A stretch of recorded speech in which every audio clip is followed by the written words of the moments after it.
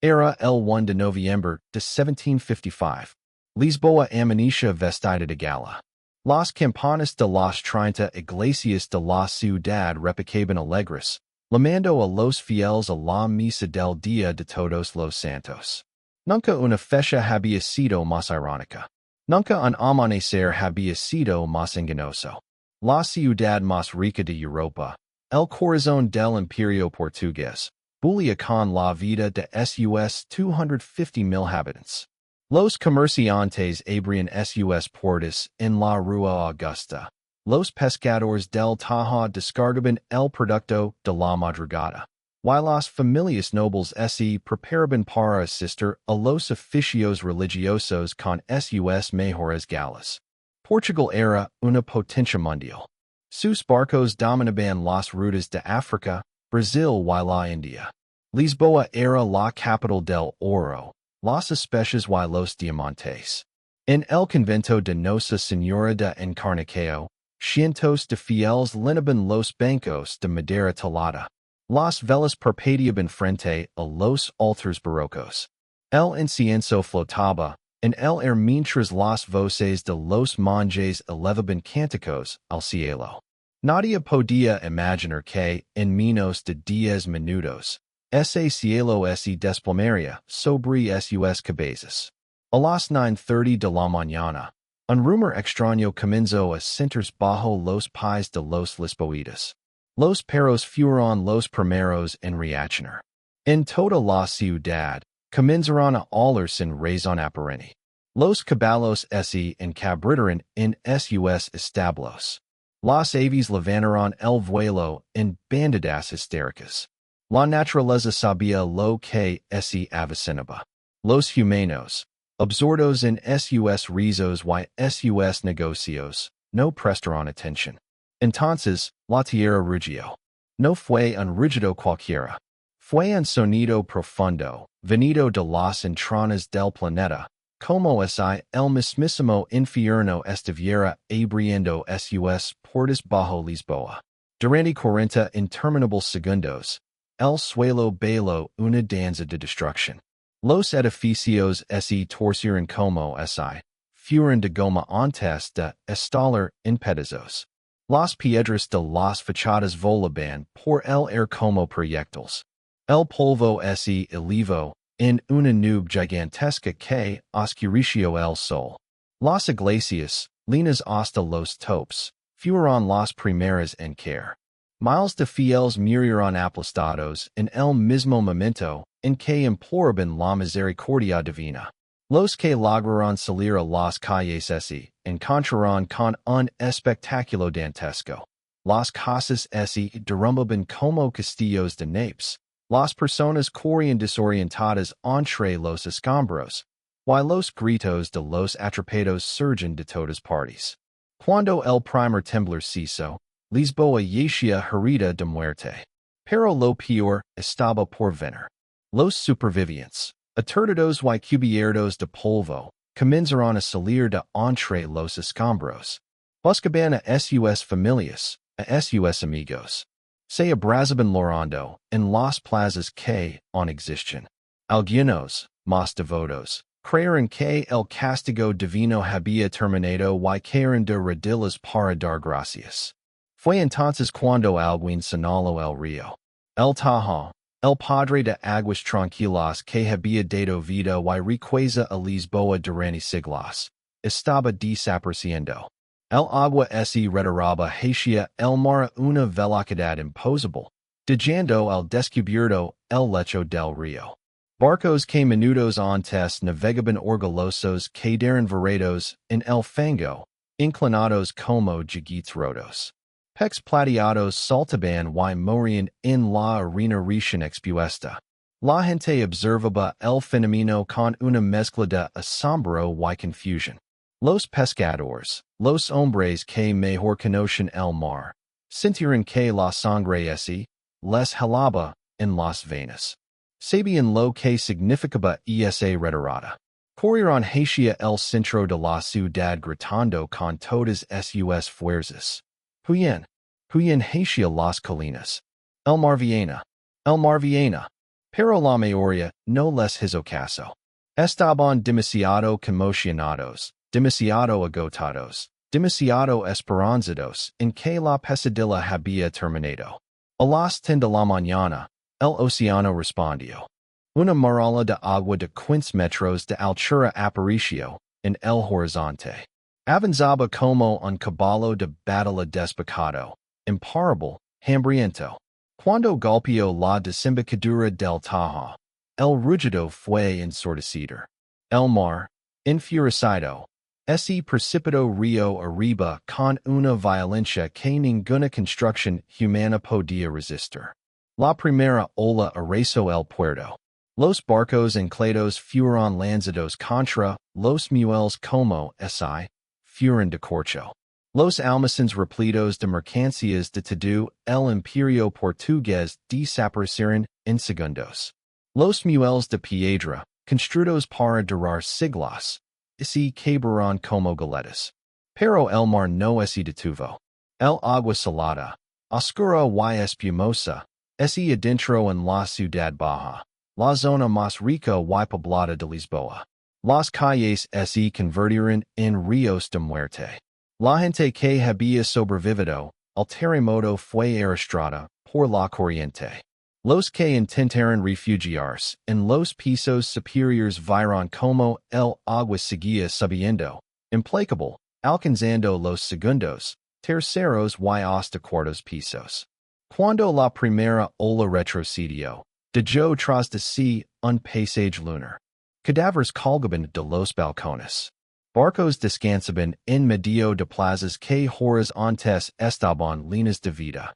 El fango y los escombros lo cubrían todo. Y entonces, mientras los pocos que quedaban con vida intentaban comprender lo que acababa de pasar, el mar se retiró de nuevo. La gente sabía ahora lo que significaba. Comenzó una carrera desesperada hacia las colinas. Madres cargando niños, ancianos arrastrándose, hombres fuertes abandonándolo todo para salvar su vida. La segunda ola fue igual de devastadora que la primera. Y luego vino una tercera. Cuando el océano finalmente se calmó, más de 10,000 personas yacían ahogadas en lo que antes era la orgullosa capital del imperio portugués. Los supervivientes se agrupaban ahora en las alturas de Alfama y el castillo de San Jorge. Desde allí, contemplaban la destrucción de su ciudad. Era un espectáculo de terror. Barrios enteros reducidos a escombros, barcos encalados en plazas públicas, cadáveres flotando en las aguas turbulentas del Tajo. Pero el día aún no había terminado su macabra sinfonía. En las casas derrumbadas, en las iglesias destruidas, en los comercios saqueados por el caos, las velas seguían encendidas. Los candelabros habían caído al suelo. Las lámparas de aceite se habían roto. Y ahora, el aceite y la cera encontraban su camino hacia la madera de los escombros. El primer fuego comenzó en una panadería de la Rua de Prata. Las llamas, hambrientas, encontraron comida abundante en una ciudad hecha de madera y escombros. El viento, que soplaba del río, avivó el incendio y lo extendió con una rapidez aterradora. Pronto, no fue un incendio. Fueron cientos de incendios que se unieron en un solo abrazo mortífero. Lisboa ardía. Ardía como una antorcha gigantesca cuyo resplandor podía verse decenas de kilómetros de distancia. El humo negro se elevaba formando una columna que alcanzaba el cielo, una señal de dolor que toda la península podía ver. Los atrapados entre los escombros, los que habían sobrevivido al terremoto y al tsunami, se enfrentaban ahora a una muerte más terrible aún. Las llamas se acercaban lentamente, y ellos no podían moverse. Sus gritos desgarraban el aire, pidiendo ayuda, pidiendo agua, pidiendo a Dios que les permitiera vivir un minuto más. Pero no había ayuda posible. La ciudad era un infierno. El fuego ardió durante 5 días. Cinco días en los que Lisboa se consumió a sí misma. Los palacios de la nobleza, construidos con maderas preciosas traídas de Brasil, ardieron con furia. Las iglesias, con sus retablos dorados, ardieron como hogueras gigantes. Las bibliotecas, con miles de libros únicos, ardieron alimentando el conocimiento perdido para siempre.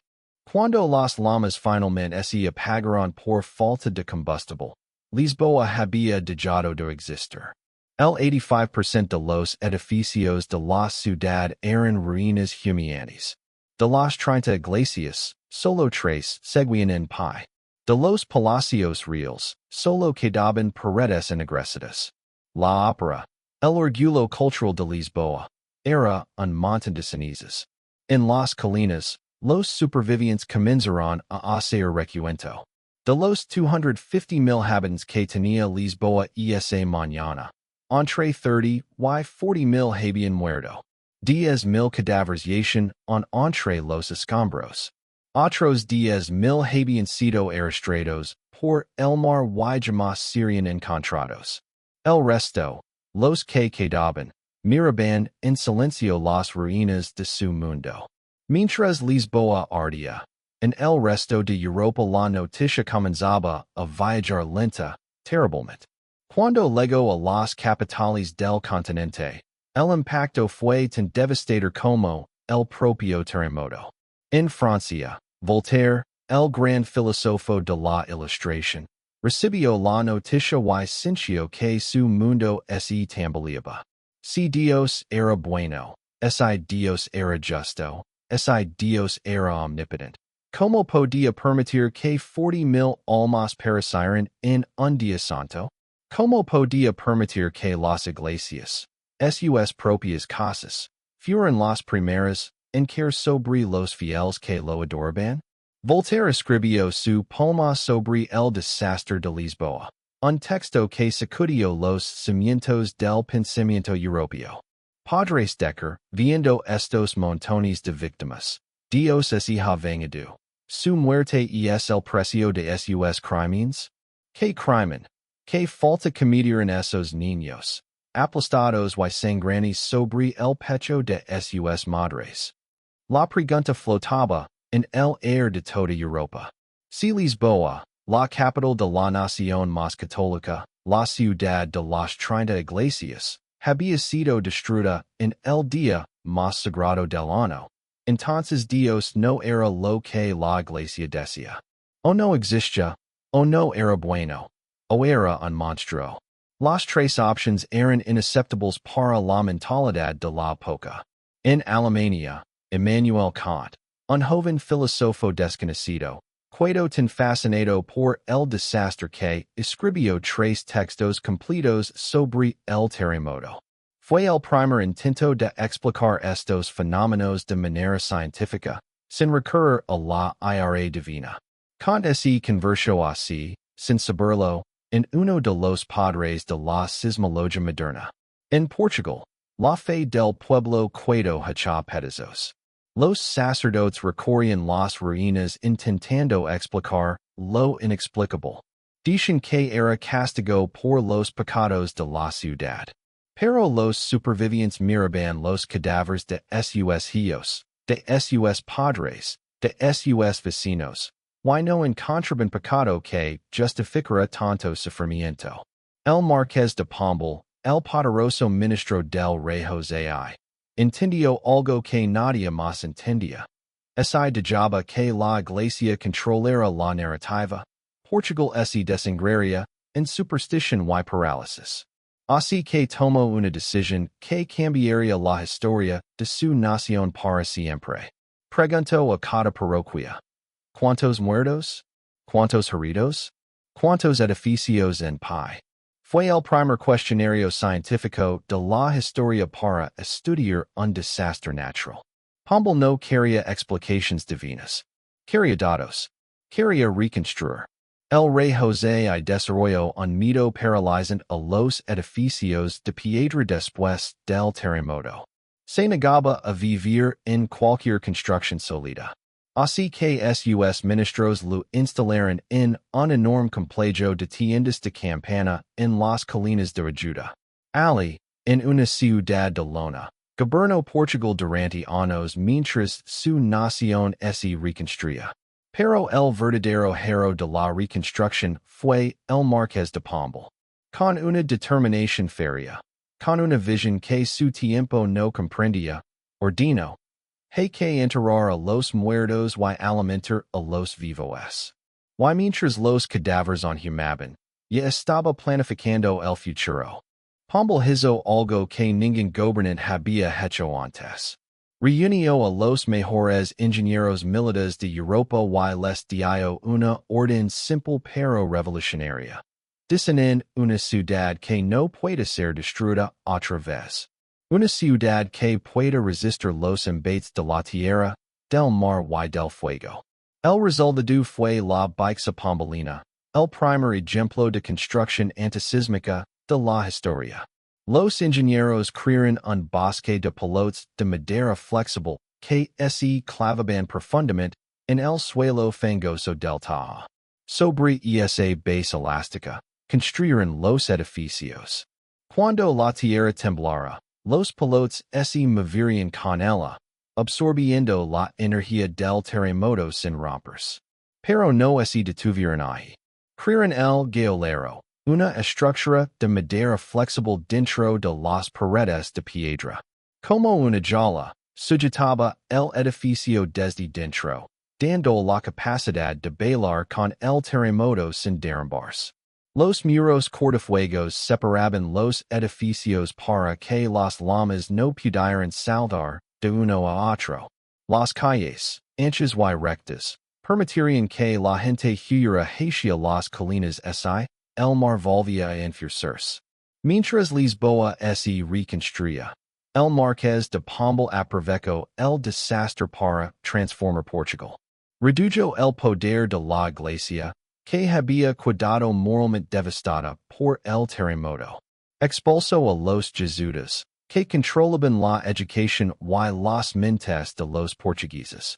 Centralizó el poder en el Estado, no en Dios. La reconstrucción tomó décadas. Pero cuando terminó, Lisboa no era la misma ciudad que había sido. Era mejor. Era más fuerte. Era más moderna. Los escombros del pasado se convirtieron en los cimientos del futuro. Hoy, cuando los turistas caminan por la elegante Rua Augusta, cuando admiran el arco de la Rua Augusta, cuando toman café en la plaza du comercio, pocos saben que bajo sus pies, a metros de profundidad, hay un bosque enterrado.